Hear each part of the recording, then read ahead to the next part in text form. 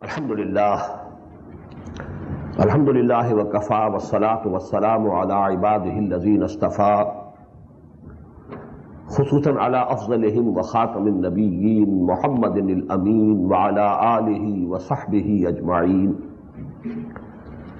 अम्मा बाद फ़क़द क़ाल अल्लाहु तबारक व तआला कमा वरद फ़ी सूरतिल बक़रह अऊज़ु बिल्लाहि मिनश शैतानिर रजीम बिस्मिल्लाहिर रहमानिर रहीम या अय्युहल्लज़ीना आमनु इस्तईनु बिस्सब्रि वस्सलाह इन्नल्लाहा मअस्साबिरीन वला तक़ूलू लिमन युक़्तलु फ़ी सबीलिल्लाहि अमवात बल अहयाउ वलाकिन ला तशऊरून वलनब्लुवन्नकुम बिशैइन मिनल खौफ़ि वल जू'i व नक़्सिन मिनल अम्वालि वल अनफुसि वस्समरात वबश्शिरिस साबिरीन अल्लज़ीना इज़ा असाबतहुम मुसीबतुन क़ालू इन्ना लिल्लाहि व इन्ना इलैहि राजिऊन उलाइका अलैहिम सलवातुम मिन रब्बिहिम व रहमह व उलाइका हुमुल मुहतदून। वक़ाल तबारक व तआला कमा वरद फ़ी अव्वल सूरतिल अन्कबूत अलिफ लाम मीम अहसिबन्नासु अन युत्रकू अन यक़ूलू आमन्ना व हुम ला युफ्तनून वलक़द फ़तन्नल्लज़ीना मिन क़ब्लिहिम फलयअलमन्नल्लाहुल्लज़ीना सदक़ू वलयअलमन्नल काज़िबीन। वक़ाल तबारक व तआला कमा वरद फ़ी सूरतिल बक़रह अम हसिबतुम अन तदख़ुलुल जन्नत वलम्मा यातिकुम मसलुल्लज़ीना ख़लौ मिन क़ब्लिकुम मस्सतहुमुल बअसाउ वद्दर्राउ वज़ुल्ज़िलू हत्ता यक़ूलर रसूलु वल्लज़ीना आमनू माहु मता नस्रुल्लाह अला इन्ना नस्रल्लाहि क़रीब।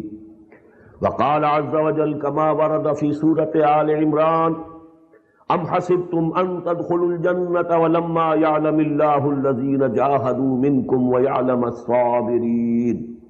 वक़ाल जल्ल व अला कमा वरद फ़ी सूरति तौबा अम हसिबतुम अन तुत्रकू वलम्मा यअलमिल्लाहुल्लज़ीना जाहदू मिनकुम वलम यत्तख़िज़ू मिन दूनिल्लाहि वला रसूलिही वलल मुअमिनीन वलीजा वल्लाहु ख़बीरुम बिमा तअमलून।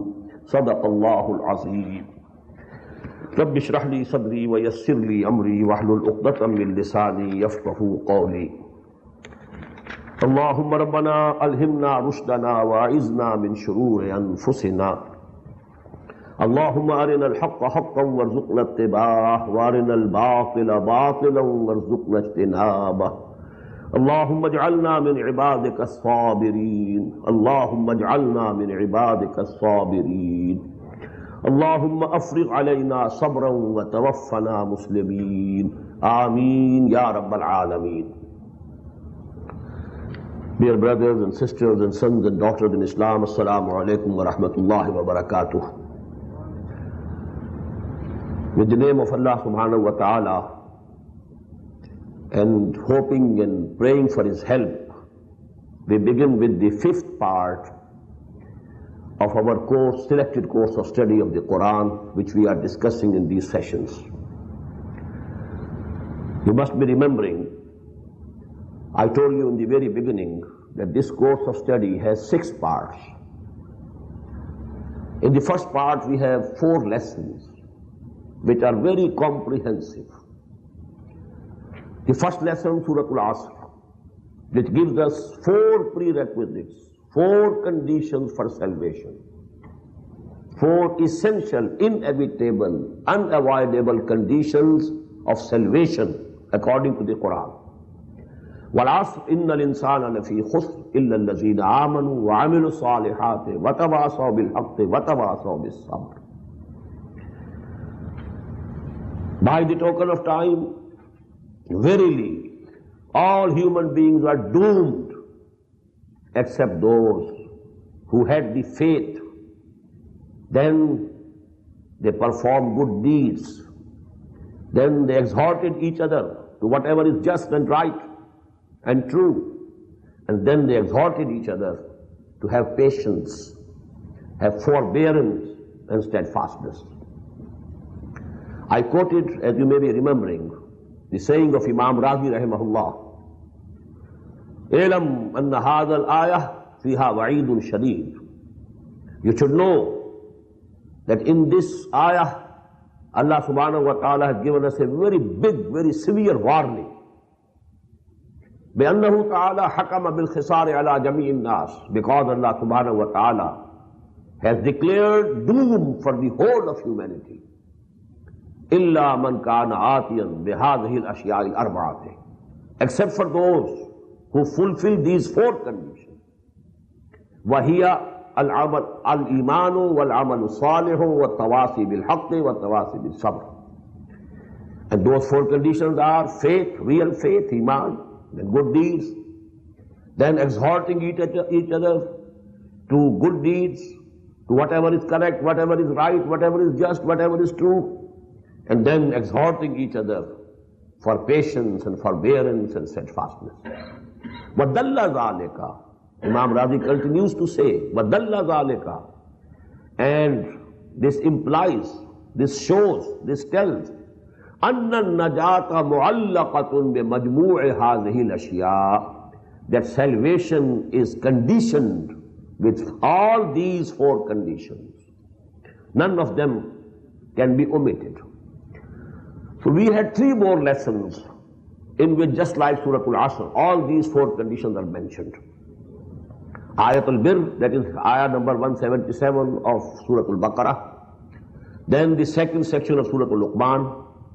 Then ayat 30 to 36 of Surah Al-Hamim as-Sajdah. Then from the second to the fifth, these parts, second, third, fourth, fifth. In these parts of this selected course of study, in the second, we discussed some places, some surahs regarding Iman, discussions on Iman. What is Iman? What are the articles of Iman? How Iman can be had? What's the synthesis of Iman? What are the constituent parts of Iman? How can they be synthesized? That was the subject of our second part. Third part discussed, and it related to different levels of good deeds, amal salih. The good deed at personal level, individual level. The good deed at the family level. The good deeds at the social level. What are the social evils which must be eradicated from the Muslim society? What's the concept of social values which must be probated in an Islamic society? Then you know the amal salih, the state level. What an Islamic state is, what are the essential constituents of the Islamic state, how the solidarity of Muslim Ummah can be maintained. That was our third part. In the fourth part now we studied those passages of the Quran in the fourth part, that related to jihad fi sabilillah. Because in ayah number 15 of Surah Al-Hujurat we had that there can be no iman without jihad. The true mu'mins are only those who believe in Allah and His Messenger, then doubt not, and then make jihad for the cause of Allah and spend in it all their worldly belongings and their bodily resources. Only such people are true if they claim to be mu'mins.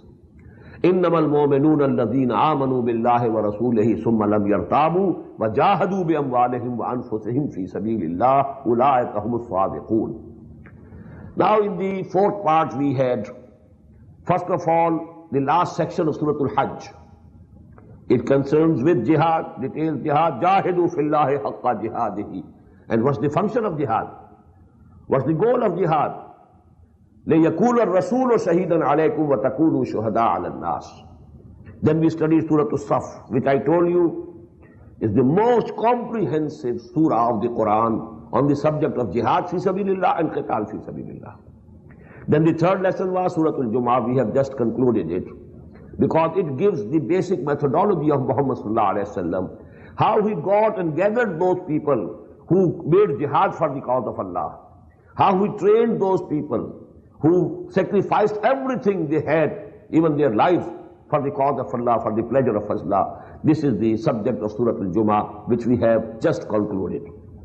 Now the fourth lesson included in this fifth part, in the fourth part of this selected course of study is Surah Al-Munafiqun. But I am changing the sequence, and we are starting the fifth part of our selected course of study now. And Surah Al-Munafiqun we shall discuss inshallah after we have studied Surah Al-Ankabut. Now what is the subject of this? The fourth condition of salvation is sabr. What is sabr? Sabr, patience, forbearance, steadfastness. And there are many types of sabr. Sabr ala ta'ah. You need sabr to obey the commandments of Allah subhanahu wa ta'ala. Unless you have sabr, you can't obey. Because at many times, the commandment of Allah demands something which is painful to our body.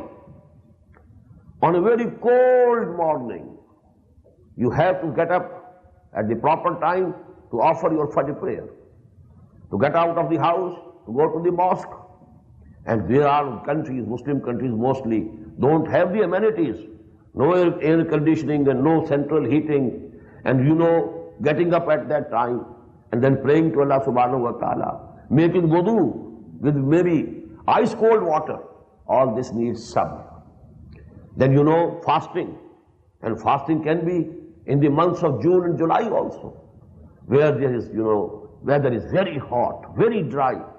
Then the days are very long. And then there are people who are laborers, who have to work hard to earn their livelihood. But they have to do fasting. It's imperative, it's a first.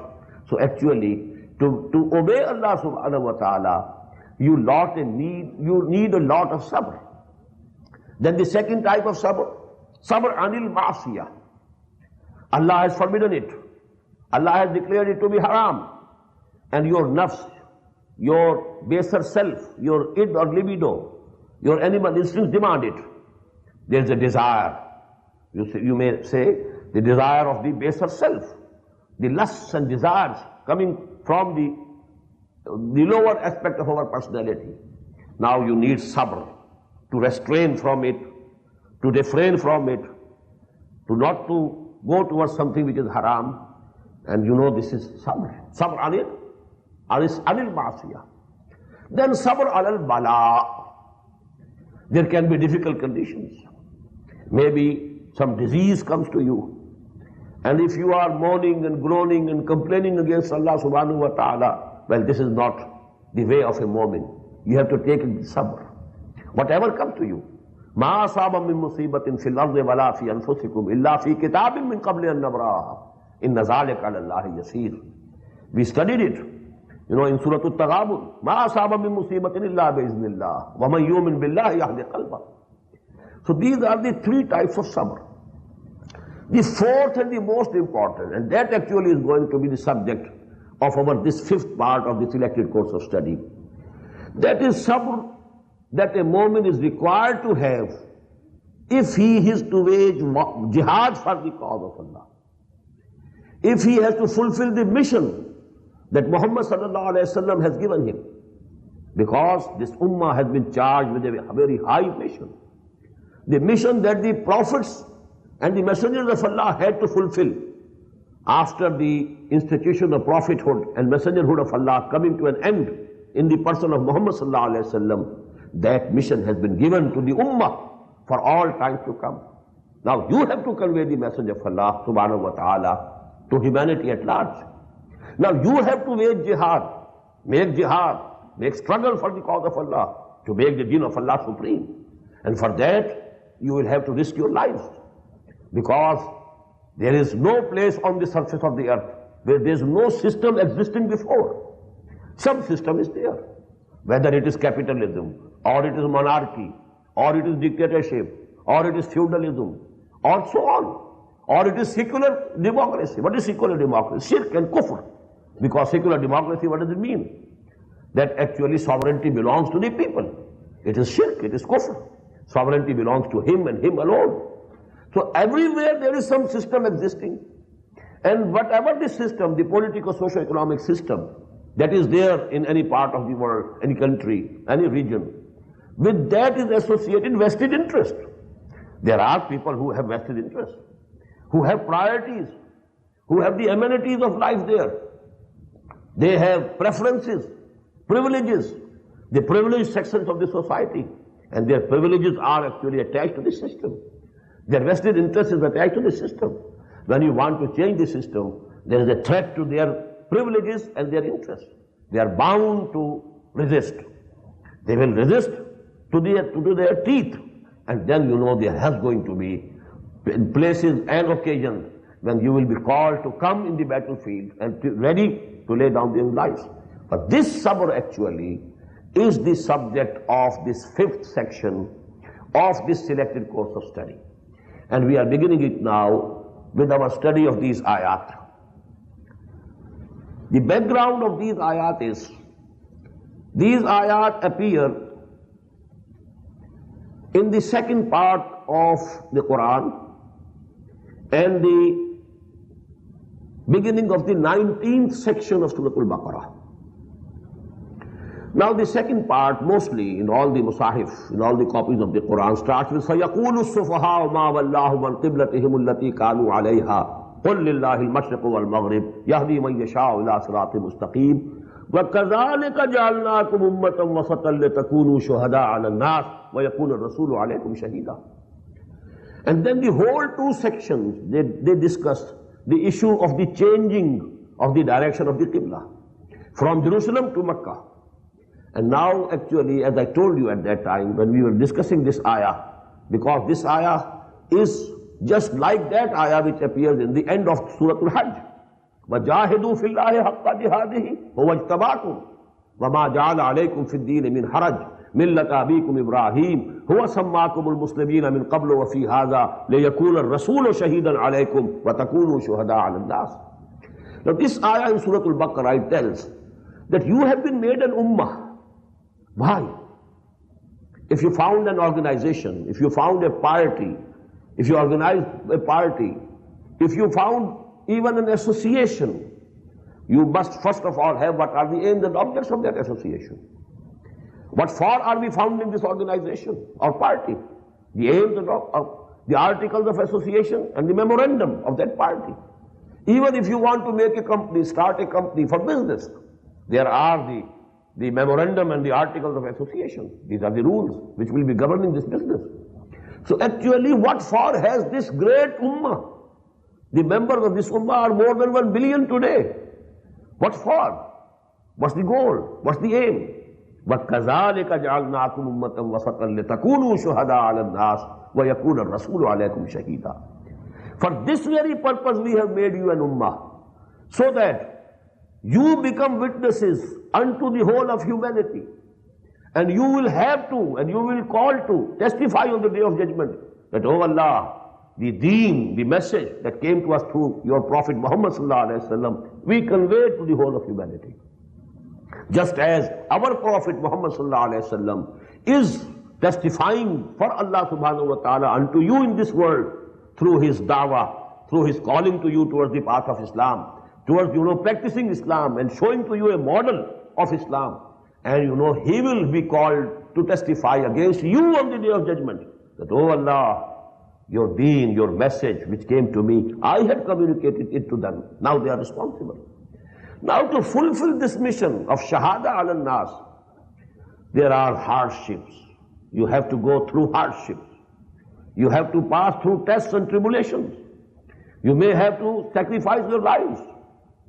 And that is actually the test of your iman, whether you really have iman or not. And that sum which is needed, if you have to fulfill your mission, then actually you will be successful in the eyes of Allah subhanahu wa ta'ala.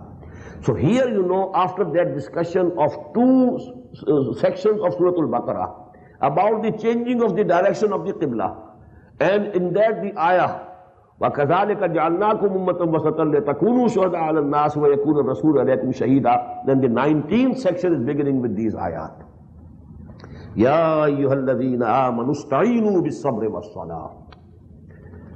O Muslims, O you who profess to believe, who claim to believe in Allah and His Messenger and His book and resurrection and the Day of Judgment and the life of hereafter and the Jannah and Jahannam, the hell and the heaven and paradise, who claim to believe in these things, ista'inu bis-sabri was-salah.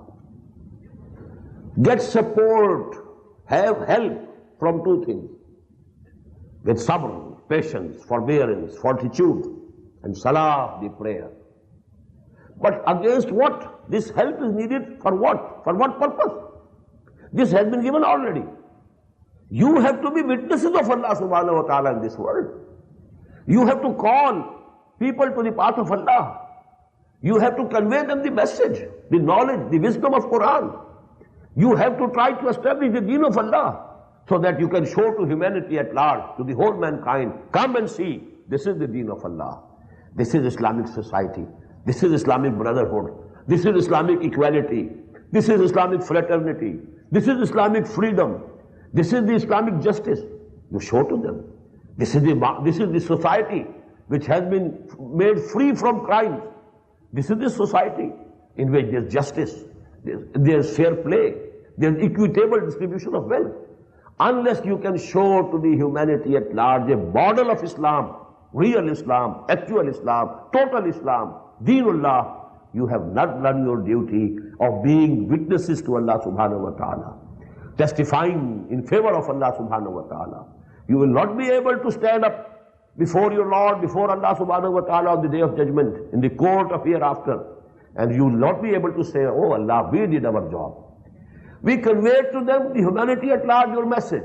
And we produced before their eyes a model also. We could show them, this is deen, this is the deen of Allah. If you are not able to say so, then you will not be, you will not have done your job. You will not be declared successful. For this cause, because there are going to be hardship, you must get help. But your help will come from two sources. Ya ayyuhalladhina amanu ista'inu bis-sabr. This is intrinsic thing, something within you. You have to have patience, forbearance, fortitude, be steadfast, bear anything which comes to you. Just you might be remembering the ayah included in the advices of Hazrat Luqman. Ya bunayya aqimis salah, wa'amur bil ma'ruf, wanha 'anil munkar, wasbir 'ala ma asabak. Oh my little dear son, establish the regular prayers, then you command to people whatever is true, whatever is just, whatever is correct, and forbid them from whatever is wrong, whatever is unjust. And then have patience and bear with forbearance and patience whatever comes to you. Because truth is bitter. If you tell the truth in the face of a person, he will not like it. Al-haqqu murrun. Truth is bitter. There will be resentment. And the resentment can take any shape. There can be persecution. You might be beaten. You might be thrown in jails. You might be killed even because you are saying the truth. Just remember, maybe I have mentioned this in the discussions about Iman. What happened to Socrates? His society offered him two alternatives. Whatever you are preaching, O Socrates, it is against our norms of this society. We believe in something else. You are preaching something else. And you are taking our youth astray. Now only two options are before you. Either you keep quiet, keep your mouth shut. You may believe whatever you like to believe, but you can't preach it. You can't convey it to others. Or if you can't keep quiet, then this is the cup of poison. You have to take it here and now. And the choice that he chose was, okay, he took the cup of poison, put an end to his life. I can't keep quiet. Whatever I think is right, and I shouldn't be able to say so. Whatever I think is unjust, I shouldn't be able to protest against it. Then I don't want to live at all. Life becomes meaningless for such a person. If he is a man of character in the real sense of the word, what to live for then? Like animals? Like human vegetables? No. A human being, a man of character, cannot live without tawasi bil haqq and tawasi bil sabr. He has to say whatever is correct. He has to announce and proclaim openly, loudly, this is wrong, this is correct. And he has to forbid others from something wrong. And he has to ordain others for whatever is right. So this is the character, the tests of character. They will come to you. So that is the background. You must get the support from intrinsic sabr. Develop your willpower. You develop your resistance within yourself. to be able to bear, hunger, to be able to bear some physical persecution, something which is giving pain to you. You may be tortured. You may be tortured in torturing cells. You know all these things. These things happen in all these societies. These things are going on and happening. So, first of all, you should have within you the fortitude, the forbearance, the patience, the steadfastness. And number two, Allah. Call Allah. Have a contact with Allah. This contact of your soul with Allah, the mean for that contact is salah. Establish salah. Ista'inu bis-sabri was-salah.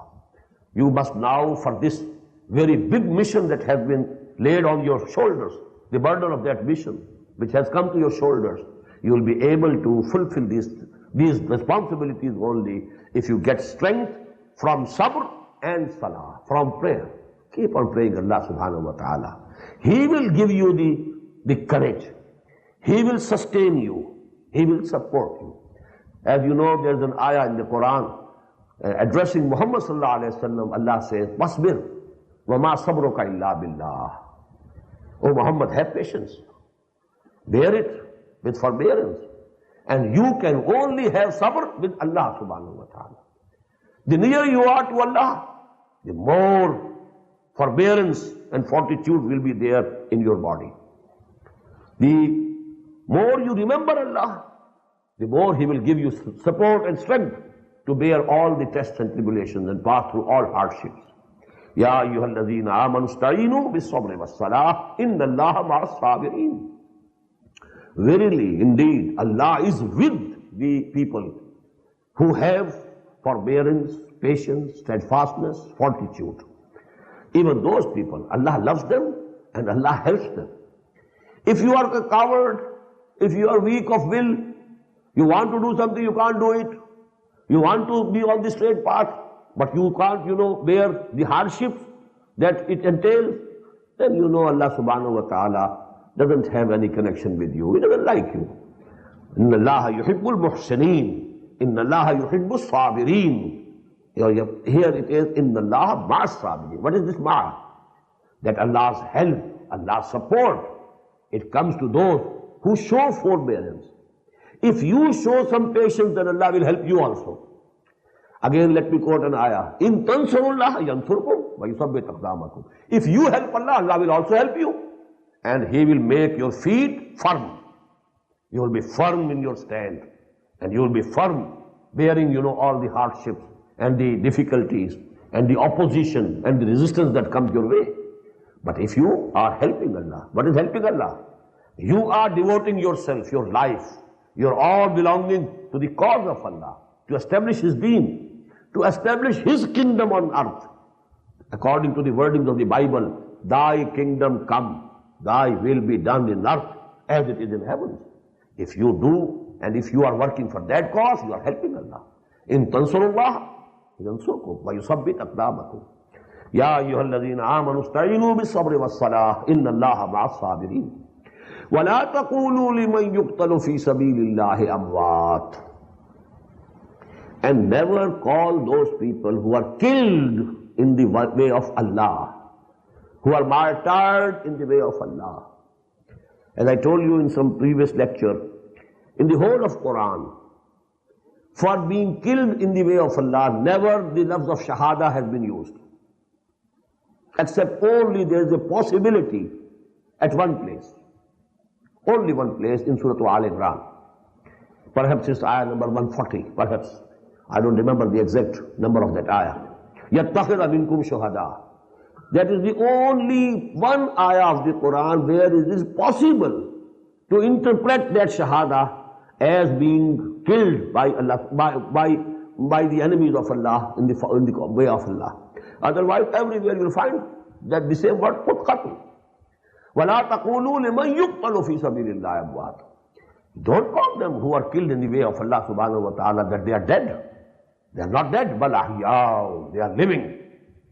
وَلَكِنْ لَا تَشْعُرُونَ. But you can't have the feeling. You can't have the consciousness. You can't know that they are living. They are living in another world. As a matter of fact, the concept of life according to Quran and Islam is that death is actually not an end of life. It's only a change of the condition of life. From one form of life to another life. This is Hayatul Dunya, the life of this world. As soon as you die, you enter the Hayatul Barzakh. That is also a life. In the grave also, in that Barzakh intervening period also, there is going to be reflection of your end after the Day of Judgment. If you are to go to the paradise, you know you will have a reflection of that. Coming events cast their shadows before, even in this intervening period. If someone is going to the hell, because he knows what he has done, you know the reflection of the things to come will start coming in his grave. Then the third life is actually the life of the hereafter, when after resurrection, bodily resurrection, then you know there is to die. So actually it's life all the way. But you know, change of life from one form to other. But especially for shuhada, it has been specified in the Quran that straight off they go to Jannah. Directly, without any intervening period. Not only in grave. In grave, every moment, every pious moment, every righteous moment is having a reflection of Jannah, is having a smell of Jannah. But the shuhada, people who are killed in the way of Allah, they go straight to Jannah. There's no intervening period whatsoever.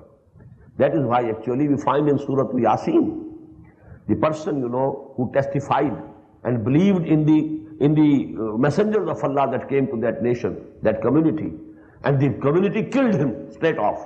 Allah Ta'ala made him enter Jannah directly. قِيلَ ادْخُلِ الْجَنَّةِ. It was said immediately, enter Jannah. قَالَ يَا لَيْتَ قَوْمِي يَعْلَمُونَ بِمَا غَفَرَ لِي رَبِّي وَجَعَلَنِي مِنَ الْمُكْرَمِينَ. And he said, how better it would be that my nation could know what Allah subhanahu wa ta'ala has given me. My wife might be weeping that my husband has been martyred. My children might be weeping. Our father is gone. We have become orphans. My relatives might be grieved at my death. But I know what Allah subhanahu wa ta'ala has given me. قِيلَ ادْخُلِ الْجَنَّةِ قَالَ يَا لَيْتَ قَوْمِي يَعْلَمُونَ بِمَا غَفَرَ لِي رَبِّي وَجَعَلَنِي مِنَ الْمُكْرَمِينَ. So those people who are killed in the way of Allah, they are never dead, and they don't have to wait to enter Jannah till the day of judgment. They go directly to Jannah.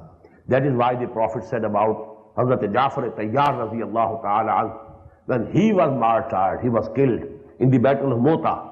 The Prophet said, Allah subhanahu wa ta'ala has given him 2 wings, and he is actually flying like a bird in the Jannah, on the trees of the Jannah. So this is the special, and why it is being said? You must be ready to risk your lives. And don't never think that you will be in loss. وَلَا تَقُولُوا لِمَنْ يُقْتَلُ فِي سَبِيلِ اللَّهِ أَمْوَاتٍ. Never think, never say, never call those who have been killed in the way of Allah, while making jihad for the cause of Allah, while going to war for the cause of Allah, making qital fi sabilillah. Never call them dead. بَلْ أَحْيَاءٌ وَلَكِنْ لَا تَشْعُرُونَ. The same ayah appears in Surah Al Imran also. Because these 2 surahs are a pair, sisters. وَلَا تَحْسَبَنَّ الَّذِينَ قُتِلُوا فِي سَبِيلِ اللَّهِ أَمْوَاتًا بَلْ أَحْيَاءٌ عِندَ رَبِّهِمْ يُرْزَقُونَ فَرِحِينَ بِمَا آتَاهُمُ اللَّهُ مِنْ فَضْلِهِ وَيَسْتَبْشِرُونَ بِالَّذِينَ لَمْ يَهْلَكُوا بِهِمْ. Don't never think about it that whosoever has been killed in the way of Allah is dead. No. They are living. They are alive. بَلْ أَحْيَاءٌ وَلَكِنْ لَا تَشْعُرُونَ وَلَنَبْلُوَنَّكُمْ. Now this is a clear warning. Allah subhanahu wa ta'ala is foretelling the Muslims. And this is the beginning of the period of wars which are to come now. Because this is the beginning of the Madani period of the Seerah of Muhammad sallallahu alayhi wa sallam. Surah Baqarah was revealed to him just after Hijrah and a short before Ghazwa Badr. All the ayat which were revealed to the Prophet sallallahu alayhi wa sallam during this period, about 17 months, they are either in Surah Al-Baqarah or a very small surah, Surah Muhammad sallallahu alayhi wa sallam, and the other name of that surah is Surah Al-Qital. These are the 2 surahs which were revealed, and not revealed in one piece. Surah Muhammad was revealed in one piece. It, the style shows that it came at once. Full surah, and it's a small surah, not a very big surah. But this is the biggest surah of the Quran. So ayat of this surah, they were revealed bit by bit, but they were added together, edited by the order of Muhammad sallallahu alaihi wasallam, and they were made into one surah. So this is the beginning of that period of the revolutionary process of Muhammad sallallahu alaihi wasallam, which we call the armed conflict. Now there is going to be armed conflict. Now you Muslims will be required to go to war even, and to risk your life. And with that, there will be other tests also. You have to pass these tests. You must think twice before you say that you are a Muslim. As I quoted to you many a times, the Persian couplet of Allama Iqbal, Chumi goyam musalmanam bilarzam, ke danam mushkilate la irada. When I say I'm a Muslim, I tremble, because I know how difficult it is to be a real Muslim, a practicing Muslim. So that is the warning which has come here. Lest it should be said that Allah subhanahu wa ta'ala didn't tell us before time that these things will come. Allah subhanahu wa ta'ala makes it clear, وَلَنَبْلُوَنَّكُمْ. And we shall definitely, without any doubt, this style in the Arabic language, before the Failul Muzare, Lam Maftuh, La, and Noon Mushaddad, Af'alo, I will do this. La af'alanna, I will definitely do it. There is no mode of emphasis greater than this mode in Arabic language. Not available. With all the emphasis at my command, I am saying you, I am telling you, I will definitely test you. This is the, interpretation. Listen from me with open ears. We shall test you. We shall put you to the hardest tests. This is the foretelling of Allah subhanahu wa ta'ala. Lest you should say that Allah didn't tell us beforehand that these things are to come. That is why, when Ghazwatul Ahzab occurred, and there were the worst conditions for the Muslims. The worst day for Muhammad sallallahu alaihi wasallam before Hijrah was the day of Taif. Personally, the worst day for Muhammad sallallahu alaihi wasallam after Hijrah was the day of Uhud. But collectively for the Muslim Ummah, the worst period of testing was the days of Ghazwatul Ahzab. And at that time, the Munafiqun, they said with clear words, Allah subhanahu wa ta'ala, Allah and His Prophet, they deceived us. They told us that you will get, the empires of Persia and Rome, and the treasures of the Iranian and Roman, treasures will come under your feet. And what it has come to us? We can't go even out for the daily need that a person has to evacuate. We can't go out. We are surrounded from all sides. 12,000 strong army was surrounding that small city of Medina at that time. Ma wa'adana Allahu wa rasuluhu illa ghurura. Allah and His Messenger both made with us false promises. They deceived us. But the moments, what did they say? هَذَا مَا وَعَدَنَا اللَّهُ وَرَسُولُهُ وَصَدَقَ اللَّهُ وَرَسُولُهُ. This is what Allah and His Messenger promised to us. And they made a very correct promise, true promise. And that was this promise. وَلَنَبْلُوَنَّكُمْ بِشَيْءٍ مِّنَ الْخَوْفِ وَالْجُوعِ وَنَقْصٍ مِّنَ الْأَمْوَالِ وَالْأَنفُسِ وَالثَّمَرَاتِ. We shall definitely, without any doubt, test you. What is this bala yablu? Ba lam waw. Bala yablu. To test someone. Ibtila yabtali. To test someone. Abla yubli. Three forms it can take. Bala yablu in salasi mujarrad. Abla yubli from bab if'al. Ibtila yabtali from bab ifti'al. This is Arabic grammar. But meanings are the same. To test. To see whether somebody is true to his word or not. That is bala yablu. وَلَنَبْلُوَنَّكُمْ. And we shall definitely, without any doubt, test you. بِشَيْءٍ مِّنَ الْخَوْفِ. There will be fear. You will feel that is the end. And it happened actually. At the time of Ghazwatul Ahzab, people said this is the end. This is the end of the game. 12,000 strong army has laid siege to Medina. And then, the tribe of Banu Qurayza is there, ready to stab in our back. So actually we have no, now we have no standing, no land under our feet to stand. So actually this is the condition that Allah subhanahu wa ta'ala tested them with, the total fear. وَلَنَبْلُوَنَّكُمْ بِشَيْءٍ مِنَ الْخَوْفِ وَالْجُوعِ. Hunger. You'll have to go hungry. This happened many a time. In Medina, before this treaty of Hudaybiyah and the victory of Khaybar, there was very strict and poverty, especially for the Muhajirin. Even Muhammad sallallahu alaihi wasallam and his wives went days and days together without any food whatsoever. This was happening. Hunger. But بِشَيْءٍ مِنَ الْخَوْفِ وَالْجُوعِ وَنَقْصٍ مِنَ الْأَمْوَالِ وَالْأَنفُسِ. And the loss of property and wealth and lives. نَقْصٍ مِنَ الْأَمْوَالِ. Loss of the wealth and property. And وَالْأَنفُسِ. And lives. You will have to lay down your lives. You will be required to lay down your life, to sacrifice your lives, your properties, your wealth.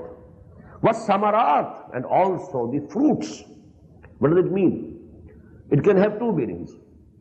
Summer of a man is his progeny, his sons and daughters. Just as every tree has summer, the fruit. So in the same way, for man, his sons, his daughters are the fruit. And secondly, many a time it happened that the harvest is ready. There was very much scarcity of dates at the time of the battle of Tabuk. Scarcity, qahat. And then now the harvest was ready. The dates were ready to be plucked. And now there came the order, go to Tabuk. Go out to meet the Roman army. So this was the biggest test put to the Muslim Ummah, all the Muslims. Now because if women are left alone here, they won't be able to pluck the fruit of dates from the trees. It's a hard job. It will be destroyed. The whole harvest will be destroyed. But order is order. There's not to read and write, there's but to do and die. When the order comes in an army, the discipline is that you have to obey the order. وَنَقْصٍ مِنَ الْأَمْوَالِ وَالْأَنفُسِ وَالثَّمَرَاتِ. Loss of lives, loss of property, loss of fruit and harvest, loss of your sons and daughters and your progeny. وَبَشِّرِ الصَّابِرِينَ. But O Messenger of Allah, O Muhammad, give glad tidings, glad news to those who have patience. Whosoever can have patience and forbearance and can show steadfastness, then for them is bashara, for them is the glad tidings, for them is the good news. Allah subhanahu wa ta'ala will reward them. Each act of theirs, each deed of theirs, each sacrifice of theirs, each hardship that they have borne, all will be rewarded in full. وَبَشِّرِ الصَّابِرِينَ. Who are those sabirin? الَّذِينَ إِذَا أَصَابَتْهُمْ مُصِيبَةٌ قَالُوا إِنَّا لِلَّهِ وَإِنَّا إِلَيْهِ رَاجِعُونَ. Those whom whenever there is some calamity falls, there is some calamity, there is some distress, there is something which is painful for them, there is something which is torturing for them. Musibah, it covers all these things. الَّذِينَ إِذَا أَصَابَتْهُمْ مُصِيبَةٌ قَالُوا إِنَّا لِلَّهِ وَإِنَّا إِلَيْهِ رَاجِعُونَ. They say, we belong to Allah. We are actually bondsmen to Allah. We belong to Allah. This lam here is lamut tamliq. We belong to Allah. He owns us. He is our owner. He is our master. Whatever is coming from Him, we take it with patience, forbearance. We have no complaints. We have nothing to say that Allah subhanahu wa ta'ala should not have done this. No. We are razi, birazaho. We are fully pleased with His pleasure. If He is pleased in testing us like this, well, we are ready. We are also pleased. Radiyallahu anhum wa radu'an. Allah became pleased with them and they remained pleased with Allah subhanahu wa ta'ala. This maqam raza, as I discussed in detail in Surah Al-Taghabun. مَا أَصَابَ مِن مُصِيبَةٍ إِلَّا بِإِذْنِ اللَّهِ وَمَنْ يُؤْمِن بِاللَّهِ يَهْدِ قَلْبَهُ. Whosoever has real faith, real iman in Allah, Allah guides his heart. Guides his heart to what? To be contented, to be pleased with whatever Allah Ta'ala has decreed for me. Because whatever He has decreed, there must be some good for me. Although it appears to me, for the time being, presently painful. It appears to me that it is not very good for me. But Allah knows better. Because we shall read, inshallah, the ayah, Asa an takrahu shay'an wa huwa khairun lakum. There is the ayah in Surah Al-Baqarah, Kutiba alaykum al-qital wa huwa kurhun lakum. O Muslim, now this going to war for the cause of Allah has been made mandatory for you. And you don't like it. Wa huwa kurhun lakum. Wa asa an takrahu shay'an wa huwa khairun lakum. You must understand, it's just possible that you might dislike anything. But in the end, it must be good for you. It can be good for you. وَعَسَىٰ أَن تُحِبُّوا شَيْئًا وَهُوَ شَرٌّ لَكُمْ. And in the same way, it is thus possible. You may like something, you may love something, but that thing might be injurious to you, harmful for you. وَاللَّهُ يَعْلَمُ وَأَنْتُمْ لَا تَعْلَمُونَ. Only Allah knows, you don't know. You see the external side and the immediate effects of any event. Allah subhanahu wa ta'ala knows what is coming behind it. You know, if a child has been injected a medicine, well, he will cry. But any person who has the understanding, he knows that the doctor has given him a small pain. Why? For his benefit, to relieve him of the disease. Even if a surgeon is amputating the arm of a person, it is for his good, because you know it has become gangrenous. And now there is a threat to the whole body. To save the rest of the body at the cost of this arm is actually doing good to this person, not bad. So Allah subhanahu wa ta'ala, even if He sends something which is not pleasant for you, you must have the faith and iman that Allah subhanahu wa ta'ala is doing it for my good. بِيَدِكَ الْخَيْرِ إِنَّكَ عَلَىٰ كُلِّ شَيْءٍ قَدِيرٌ. Oh Allah, in your hand it is all khair, all good. You can't do anything which is shar. You are all khair, all good. As-salam. You are as-salam. You know, actually, the names of Allah subhanahu wa ta'ala, Al-Mu'min, As-Salam, Al-Muhaymin. These are some of the names which appear in Surah Al-Hashr. Al-Malik, Al-Quddus, Al-Salam, Al-Mu'min, Al-Muhaymin, Al-Aziz, Al-Jabbar, Al-Mutakabbir. He is Mu'min. He is the giver of the peace. He is Muhaymin. He protects you. He guards you. He is As-Salam. He is all peace. So actually, Allah Ta'ala, whatever He decrees, is definitely beneficial for me, although it might appear at this time, presently it might appear to be unpleasant and injurious. وَلَنَبْلُوَنَّكُمْ بِشَيْءٍ مِّنَ الْخَوْفِ وَالْجُوعِ وَنَقْصٍ مِّنَ الْأَمْوَالِ وَالْأَنفُسِ وَالثَّمَرَاتِ وَبَشِّرِ الصَّابِرِينَ الَّذِينَ إِذَا أَصَابَتْهُمْ مُصِيبَةٌ قَالُوا إِنَّا لِلَّهِ وَإِنَّا إِلَيْهِ رَاجِعُونَ. They say, we are from Allah, we belong to Allah. And to Allah we shall return. We have to go to Him. He will reward us. If we show patience, forbearance, if we are sacrificing, if we are facing hardship, if we are spending our beloved things for the cause of Allah, if a mother is sending 7 of his sons to be martyred in the way of Allah, just imagine. But she knows it is good for her, it is good for her son. Khansa al-Arab, who was one of the biggest poets of Arab, and she, sent 7 of her sons to the battlefield, all martyred. So, but is it a loss? Was it a loss to her? No. Neither to her nor to the son. Whosoever was martyred, قِيلَ ادْخُلِ الْجَنَّةِ قَالَ يَا لَيْتَ قَوْمِي يَعْلَمُونَ بِمَا غَفَرَ لِي رَبِّي وَجَعَلَنِي مِنَ الْمُكْرَمِينَ. It was just possible if they were living, they might have to face hardship. They might be facing difficulties in this world. All their difficulties come to an end instantaneously when they are killed in the way of Allah. So actually it is not something bad for them, it is good for them. Inna lillahi wa inna ilayhi raji'un. Ulaika alayhim salawatun min rabbihim wa rahmah. They are the people on whom the blessings of Allah come. Alayhim salawatun. The blessings of Allah subhanahu wa ta'ala keep coming on them, keep descending on them. I narrated a hadith that this is something very big which we are discussing at this time, to be martyred for the cause of Allah, to be killed in the way of Allah. This is such a big thing that the Prophet himself longed for it. I have told you that hadith. لَوَدِدْتُ أَنْ أُقْتَلَ فِي سَبِيلِ اللَّهِ ثُمَّ أُحْيَا ثُمَّ أُقْتَلَ ثُمَّ أُحْيَا ثُمَّ أُقْتَلَ. I very much long and desire and love and like that I should be killed in the way of Allah. Then I should be resurrected.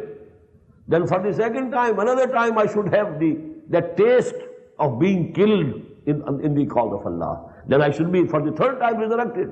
And then I should have again the taste of being killed in the way of Allah. That was the desire of Allah subhanahu wa ta'ala. This desire of the Prophet couldn't be exceeded by, he was Allah Rasul. كَتَبَ اللَّهُ الْأَغْلِبَنَّ أَنَا وَرُسُلِي. It's the law of Allah. It's the permanent law of Allah. No Rasul of Allah can be killed. Anbiya could be killed. Only prophets, not Rasul, not messenger. Now this is a different issue. I didn't discuss it in the detail in any of the lectures. It's a very important issue regarding the wisdom of the Quran. What's the difference between Nabi and Rasul? So then, but here you must know that Allah subhanahu wa ta'ala says, كَتَبَ اللَّهُ الْأَغْلِبَنَّ أَنَا وَرُسُلِي. Myself and my messengers will triumph. That is my final decision. I have declared it. وَلَقَدْ سَبَقَتْ كَلِمَتُنَا لِعِبَادِنَا الْمُرْسَلِينَ إِنَّهُمْ لَهُمُ الْمَنْصُورُونَ وَإِنَّ جُنْدَنَا لَهُمُ الْغَالِبُونَ. Our law has already been passed, already been declared about the Rusul, that we and our Rusul, they will be helped. The Rusul, the messengers of Allah will get the help when they are threatened by their enemies. And our armies will triumph. So actually these are two places where it has been specified in the Quran in clear words that no messenger of Allah can be killed. And that is why Hazrat Masih couldn't be crucified. He was Rasul, not Nabi. Hazrat Yahya was only Nabi. Nabiyyam min as-salihin. In Surah Al Imran, there is the mention of Hazrat Yahya, then Hazrat Masih. About Hazrat Yahya, the last words are Nabiyyam min as-salihin. He was Nabi, but not Rasul. About Hazrat Masih, Rasulan ila Bani Israel. He was Rasul towards Bani Israel. He couldn't be killed. He couldn't be crucified. Anyhow, قالوا إنا لله وإنا إليه راجعون أولئك عليهم صلوات من ربهم ورحمة وأولئك هم المهتدون.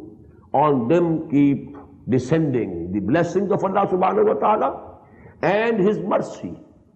And these are the people who will have the final guidance. What does it mean? Who will reach their final goal. Muhtadun. Ihtada, hada, yahdi, ihtada, yahtadi. To have the guidance. And guidance, I told you when we were discussing Surah Al-Fatiha, that it has different stages.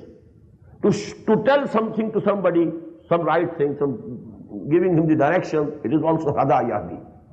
To take him with you and to take him to his goal, this is the final, the stage of hada, yahdi, of guidance. That is why those whom Allah subhanahu wa ta'ala will make enter the Jannah, the paradise, then they will be chanting the praise for Allah subhanahu wa ta'ala. Alhamdulillahi alladhi hadana lihada wa ma kunna linahtadiya lawla an hadana Allah. All praise be to Allah who had taken us to this place, who has guided us and who has brought us to this place. He actually brought us to this place. And we couldn't have the guidance and we couldn't reach here, this Jannah, unless Allah subhanahu wa ta'ala had given us the guidance. So this is Ulaika humul muhtadun. This is the first lesson of our this fifth part of this selected course of study. But I narrated and recited a few ayat more also. I thought that we can proceed at least with some of them. Let us begin. We have 5 minutes at our disposal. The first 3 ayat of Surah Al-Ankabut. This Surah Al-Mubarakah was revealed in the middle of the Makki period, rather before the middle. And let me give you here another point. I told you there are 7 groups of Makki and Madani surahs in the Quran. But actually they can be called to be 6 groups, because in the first group, Surah Al-Fatiha is only the Makki surah. Very small, although it's very grand, Ummul Kitab, but When you count it, it's very small surah. And all the surahs are Madanis. Surah Al-Baqarah, Surah Al-Imran, Surah Al-Nisa, Surah Al-Ma'idah. Actually, there are 6 groups, collections of Makki surahs in the Quran. And you can have that by and large. The first 2 group surahs, they were revealed in the last 4 years of the Makki period. The groups between the 2 middle groups, the surahs in those groups were revealed in the middle part of the Makki period. And the surahs in the last 2 groups, that is the last manzil, starting from Surah Al-Qaf, these are the surahs which were revealed in the first 4 years of the Makki period. Makki period was 12 years. In the 13th year after the beginning of Wahi, the Prophet ﷺ migrated, made hijrah to Medina. So 12 years you can divide it into 3 parts, 4 years each. During first 4 years, the surahs from Surah Al-Qaf to Surah Al-Ikhlas, these were the surahs which were revealed in these early 4 periods, beginning. Then the middle, they were the middle surahs which were revealed in the middle period of the Makki part of the life of Muhammad sallallahu alaihi wasallam. And then you know the last 4 years, the surahs revealed during those 4 years, they are included in the first 2 groups. This is actually the group which we are studying in Surah Al-Ankabut. That belongs to the middle group. And it was revealed in the 5th year after the beginning of Wahi. Now Hijrah is to come after 7 years. 7 years before Hijrah. And 5th year after the beginning of the Wahi, this surah was revealed. And at that time, the persecution of the Sahaba had reached its zenith. They were being beaten, especially the youth, and secondly, rather I should say firstly, the slaves. Because the slaves didn't have any rights, no civil rights, no human rights whatsoever. They were owned by the masters. They could kill their slaves at their own will. They were not responsible. Just as if you have a goat, you can sacrifice it at your own free will. Whenever you like, you can sacrifice the goat. Who can ask you something? Why did you sacrifice? Why did you kill? Why do you sacrifice this goat of yours? In this same way, because the slaves were owned by their masters. They were the owner. They could kill them. They were not responsible. They had not to go to any court, not to have any punishment whatsoever. So the worst punishment and worst persecution was coming to the slaves, just as Hazrat Bilal radiyallahu ta'ala anhu, Hazrat Abu Faqih radiyallahu ta'ala anhu. There were female slaves also, which were being persecuted like anything. There was another category of Sahaba. They were neither Quraysh nor slaves. There were some foreigners which had settled in Makkah, and it was the rule of the Makkah. This was a small city-state of Makkah, having one tribe only, and that is Quraysh. Only a Qarshi could live there, or a slave of a Qarshi, or some Halif of a Qarshi. If some foreigner came to Makkah, he had to take the refuge and aman of some Qarshi. So those people, they also didn't have any rights. They were at the mercy of those people under whose aman they were living. And that is why, you know, Hazrat Sumayya radiyallahu ta'ala anha and her husband, Hazrat Yasir radiyallahu ta'ala anhu, they were both, you know, under the aman, under the refuge of the uncle of Abu Jahl who had died. And now Abu Jahl had every authority on them. That is why he could persecute them and torture them like anything. And as you know, he killed both of them. Murdered both of them, brutally murdered. So actually these were the conditions. And then the youth, because the youth, you know, they are, so to say, property of their parents and elders. They can do anything to them. So actually this was the persecution, physical persecution, which had reached its zenith in the year 5th after the beginning of Wahi. In those days, some people had some complaints. Why this persecution? Why are we being persecuted? Why is not Allah helping us? Why is not Allah holding the hands of Abu Jahl and all these Utbah, Walid ibn Mughira and Utbah ibn Rabi'a and so on? Why Allah is not holding? He is all powerful. He can hold the hands and he can save his, you know, faithful people who believe in him from this torture. Then these ayat were revealed. Hastily we shall only translate. Alif Lam Mim. Ahasiban nas wa yutraku. Did the people think that they will be left alone? They will be saved. An yaqulu amanna. On only saying that we come to believe. Hum la yuftanun. And they will not be tested. وَلَقَدْ فَتَنَّ الَّذِينَ مِنْ قَبْلِهِمْ. We have been testing all people who were before them. Whosoever claimed, I believe in Allah, we tested him through tests and tribulations and persecutions. فَلَيَعْلَمَنَّ اللَّهُ الَّذِينَ صَدَقُوا وَلَيَعْلَمَنَّ الْكَاذِبِينَ. And the real purpose of this test is that Allah subhanahu wa ta'ala will make it clear who is a true mu'min and who is just making a false claim of being a mu'min. They have to be separated from each other, and they can be separated only through these persecutions and tests and tribulations. Barakallahu li wa lakum fil Qur'an al-azim wa nafa'ani wa iyyakum bil ayati wa dhikril hakim.